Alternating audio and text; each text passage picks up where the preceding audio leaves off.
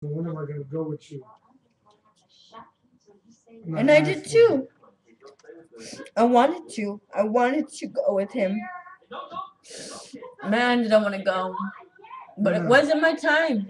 I drank 4 bottles of water, Jose Cuervo. 2 of them were gallons, 2 half gallons. And I popped a bunch of ecstasy, a bunch of oxycontins, and I sat there wondering when am I gonna die. I got up in the morning, I threw up nothing but blood. I said, nope, not yet. Did it again the next day. Yep. Did it again the next day. Yesterday was Monday was the only day I did not drink. Over and over and over again, and you just don't give a fuck. I don't. I walk around the street and say, motherfucker, I don't give a fuck who we are. You have so much anger. I did. I did for the longest time. Buckwheat's man at the world. But his favorite song is it was a rock song. I hope you're proud of me now.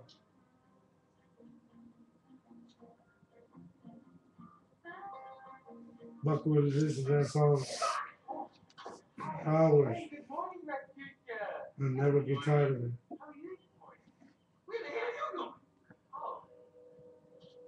Hey, but he taught me to live life. To live life. He taught my kids to fish. He taught me to fish. He taught me everything I know about fishing. Camping. He taught me to do fire. That was Buckwheat's specialty. I know. Camping and cooking. Dude, we used to just take off in the fucking truck and just. Remember when we were living at that park over here in our truck? Just. But that's how we like to live in that. You know, it was fucking great. It was so simple and easy. And we were together, you know. Yeah. And nobody would tell you nothing about it. He was so fucking crazy and open. He didn't give a fuck what nobody thought about him. And that's why I loved him. Because I was such a stress freak before I met him.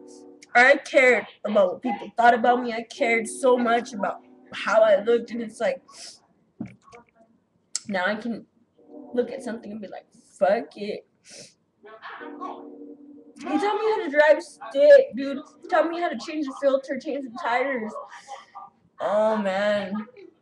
We spent hours in the garage sometimes just working on the car, putting mirrors on and making it look all picked out. And we had like 4 different cars. You know what? Buckwheat's favorite food to cook is ribs. Right? And now I don't even eat ribs. I don't. When I look at them, I don't want nothing to do with ribs. I only ate one person's ribs. Buckwheat.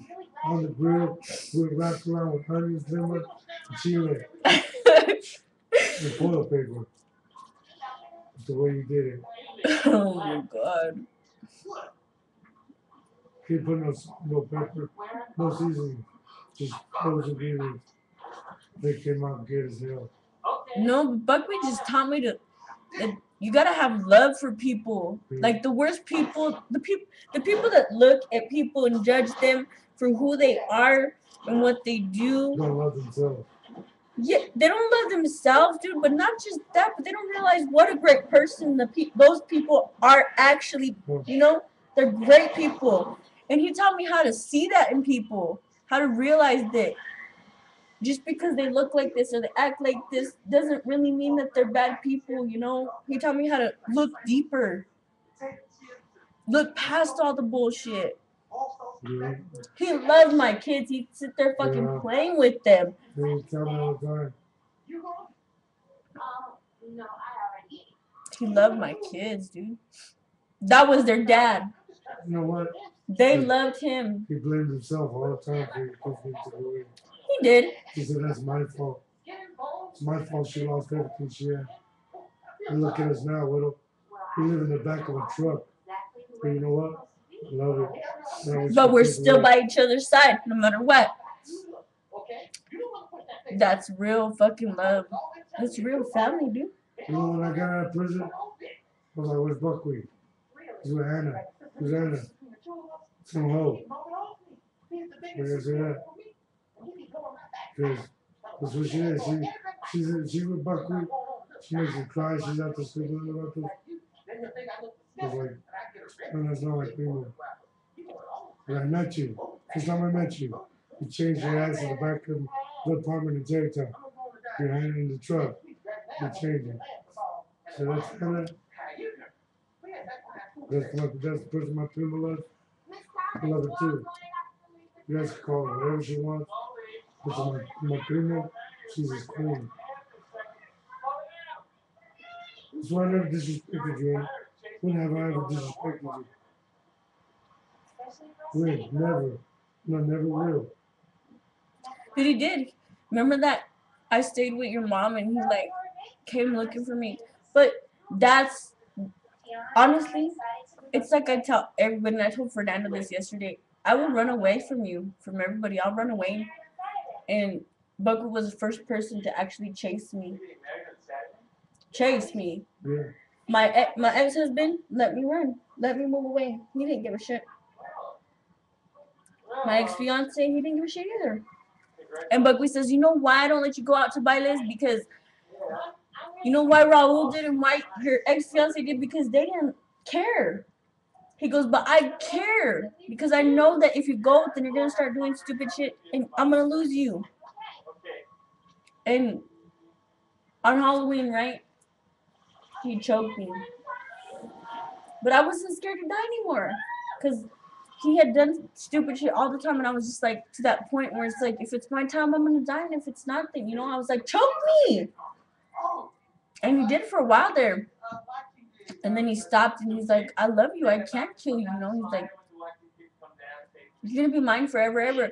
That, at that point, that night on Halloween, when he said that, I knew that no matter how bad he treated me, no matter what shit we went through, that we were always going to be together. That I would deal with him and he would always deal with me. Because that's how much we fucking cared for each other.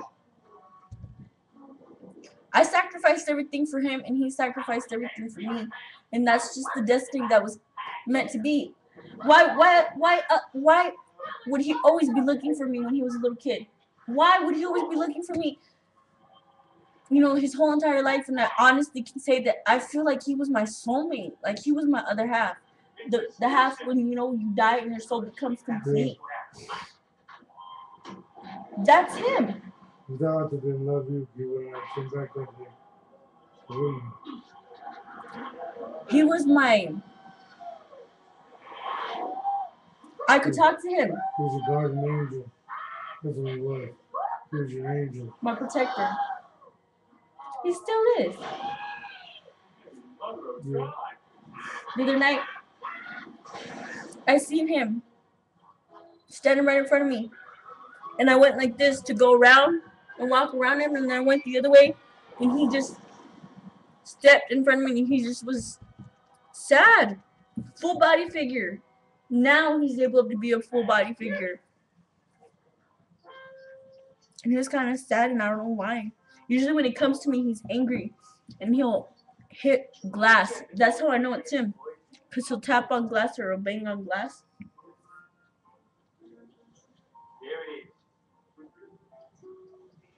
But this time he was just sad. Like, he doesn't like to see me hurting. But I hurt. I hurt without him here. So I go tell my mom, I don't have anybody to talk to every fucking day. No more. I don't have anybody. It's hard, you know. I don't talk to nobody. I keep my feelings to myself. Right? And the other day, I was at Lovey's, and everybody left. And I talked to her. And it's so good. It does feel good when you get it out. It does. Yeah, I talked to mom and I talked to Mary. You know, we always cry when we talk, you know, but they're the only people that understand. I can't talk to my family. None of them understand. All of them judge the Gomez's, and I'm like, don't. I always stick up. I go, you know what? If it came down to it, it'd always be them over you. And that's the truth. Why? Because in my time of need, they were there. When I needed somebody the most. Because They're united through everything. That's a true fucking family. Your mom took everybody in. It takes a lot in a person to have such a fucking open heart, you know? But I love that. And nobody's gonna fucking change the way I think or feel about who I am and who I'm related to at this point. My grandma and my grandpa, you know, everybody says the Gomez's have a bad name. I'm like, so? You don't know who they really are. We never took the time to. There'd be times where I'd get high for 3, 4, 5, 6 days, you know. Buckwheat would be like, you want me to bring you something to eat? He'd go cook at his sister's house. Always save me a plate. And they'd be pissed off because he'd be saving me a plate. But because he always thought about me. When I worked, he'd go every night at 7 o'clock, bring me food. I couldn't work there no more. Every time around that time, I'd be crying, bawling my ass off because he wasn't there, you know. I was so used to him being there that he wasn't there. And the ghost, whatever was after him, it was always after him. Yeah, that was after me. It was after me, after, it's after everybody. It's the shadow is after you. I met this Lato. I met this motherfucker. That's why I got him on. Oh yeah. You know I don't know. It was when we first met, like 4 months, and we lived at that apartment on 4th, and we were laying in the living room because we just did that sometimes. I never used to do that. We'd take the mattress in the living room and just lay there. Yeah. And they came and they choked me instead of him, and I got up, I'm like, somebody was choking me. And he says, it's just they're after me.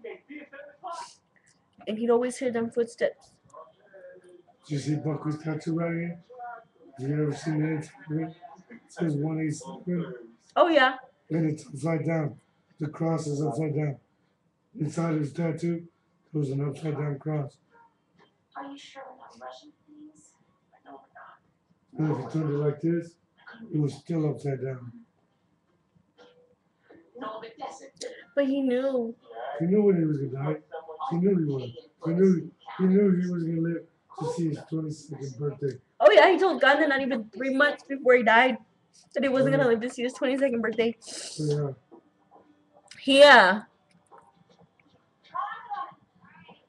He came home one night from work, and he never went back to work after that shit happened. And he said, Mom, I almost got electrocuted today. In the back of the neck. Because he was at work.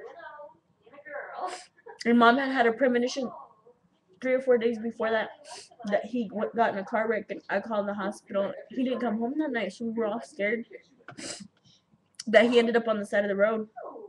Not only that, but there was one time we took James with us. He thought we were fucking crazy because I seen La Muerte. Every time we would see him, he'd always be on the side of the road. Always on the side of the road, right next to a pole, standing, you know, like with his head down and like just that he was there, and that's how he was gonna die. And you put the pieces together now, and it's like death presents itself before it actually happens. Oh yeah, it does. And that's why I tell my mom, I'm like, I'm not gonna live the longest time because it's my turn next. It's not right away. It's not gonna happen right away, but I think I still have about 4 or 5 years. But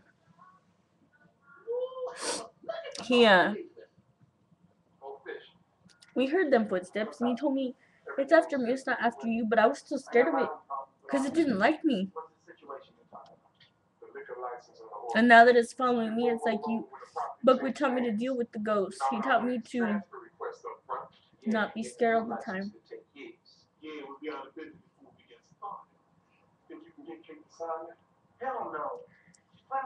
Love survives even after he dies. Like, Like